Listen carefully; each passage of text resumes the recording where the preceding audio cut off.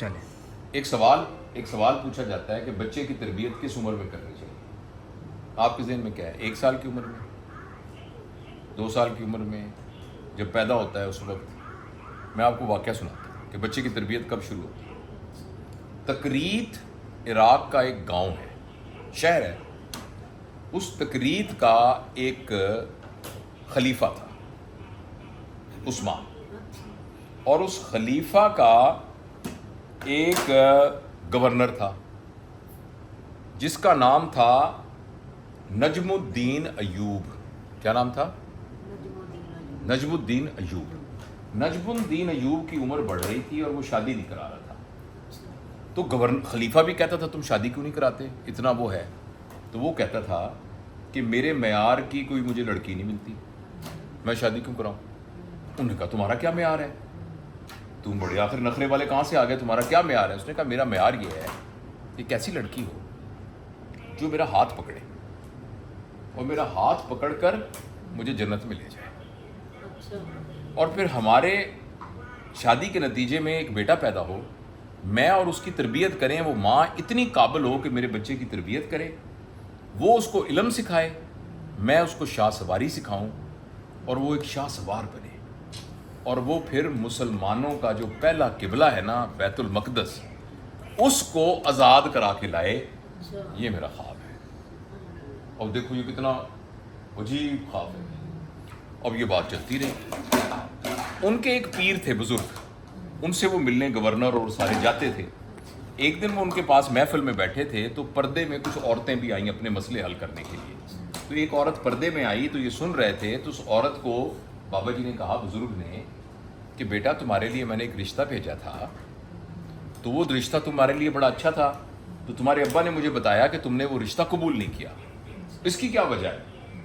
سن رہی ہو فاطمہ؟ اس کی کیا وجہ ہے؟ اس نے کہا جی میں نے رشتہ اس لیے قبول نہیں کیا کہ وہ لڑکا میرے معیار کا ہی نہیں تھا۔ اب وہ دونوں سن رہے ہیں۔ انہوں نے کہا کہ تمہارا معیار کیا ہے؟ اس نے کہا میرا معیار یہ ہے کہ ایسا لڑکا ہو جو میرا ہاتھ پکڑے اور مجھے جنت میں لے گئے۔ ایک دم ان کے نا رونگٹے کھڑے ہو گئے سن کے۔ وہ میرا ہاتھ پکڑے اور مجھے جنت میں لے کے جائے، پھر اللہ تعالیٰ ہمیں ایک اولاد دے، ہم اس کی تربیت کریں، اس کو شاہ سوار بنائیں اور دیندار بنائیں، اور وہ پھر مسلمانوں کا پہلا جو قبلہ ہے نا بیت المقدس، اس کو وہ فتح کرے۔ وہ تو ایک دم حیران ہو گئے۔ تو اس نے جو تھا نا نجیب الدین کو، بات نہیں کرنے دو، نجیب الدین ایوب صاحب نے بابا جی کا ہاتھ پکڑا، انہوں نے کہا مجھے اس لڑکی سے شادی کرا دیں۔ انہوں نے اس لڑکی کو رخصت کیا اور ساتھ کہا کہ تم ہو گورنر علاقے کے، اور تم یہ کہہ رہے ہو کہ اس کے ساتھ شادی کرا دو، پورے تکریت گاؤں میں اس سے غریب لڑکی کوئی نہیں ہے، غریب گھرانہ کوئی نہیں ہے۔ انہوں نے کہا جی چاہے غریب ہے یا امیر ہے، میں نے اسی سے شادی کر لی ہے۔ ان کی شادی ہو گئی، ان کا ایک بیٹا ہوا، ان بیٹے کی انہوں نے تربیت کی۔ اس بیٹے کا نام تھا صلاح الدین ایوبی، جس نے جا کر بیت المقدس کو فتح کیا۔ لہٰذا جب ابھی لوگوں کی شادی نہیں ہوتی نا، اس وقت جو اپنے بچوں کے بارے میں ویژن سوچتے ہیں نا، وہ ٹائم ہے ویژن کرنے کا۔ اب اس بچے کے بارے میں کیا ویژن ہے ہمارا، اس بچے نے کیا کرنا ہے؟ اگر زیادہ ہمارے ذہن میں یہی ہے کہ اس کو ہم MBBS کرا کے MD کر کے ڈاکٹر بھی بنا دیں، ڈاکٹر بھی، لیکن یہ کیا ویژن ہے؟ بچوں کے بارے میں جو والدین کے ذہن کے اندر ویژن ہوتا ہے نا، میں نے اپنی اولاد کو یہ بنانا ہے، وہ ویژن آگے جا کے ان کی زندگی کا گائیڈنگ پرنسپل بنتا ہے۔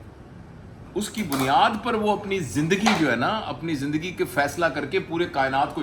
انفارچونیٹلی ہمارے گھر میں بچہ پیدا ہوتا ہے، پیدا ہوتے ہی ہم اس کے نوکر بنانے کا اس کو ویژن کر دیتے ہیں۔ نوکر چاہے گوگل کمپنی کا نوکر ہو، چاہے وہ محکمہ صحت کا نوکر ہو، ہوتا تو نوکر ہی ہے نا۔ ہم اس کو بڑا ویژن دیتے ہی نہیں ہیں، ہم اسے یہ کہتے ہیں کہ روزی روٹی تو تجھے اللہ نے بندوبست کر ہی دینا ہے، تو نے یہ والا کام کرنا ہے۔ تو بس ماں باپ جو ویژن اپنی اولاد کے بارے میں رکھتے ہیں نا، اللہ تعالیٰ پھر اس کے مطابق پہ کر دے۔ تو یہ ہمیں ذہن میں رکھنا چاہیے، خاص طور پہ اللہ نے آپ کو، یہ بچہ چھوٹا ہے ابھی اس کے ویژن میں نا، اس کے ویژن کو بڑا کریں، اس کو ایسا ویژن دیں کہ یہ ایسا نوبل پرائز حاصل کرے گا، یہ فزکس کے اندر بڑا کام کرے گا، یہ پاکستان کے توانائی کے مسئلے کو حل کرے گا، یہ پاکستان کے غربت کے مسئلے کو حل کرے گا، یہ دنیا کے یہ والے مسئلے حل کرے گا. یہ انشاءاللہ العزیز ہم اس کے ویژن میں رکھیں انشاءاللہ.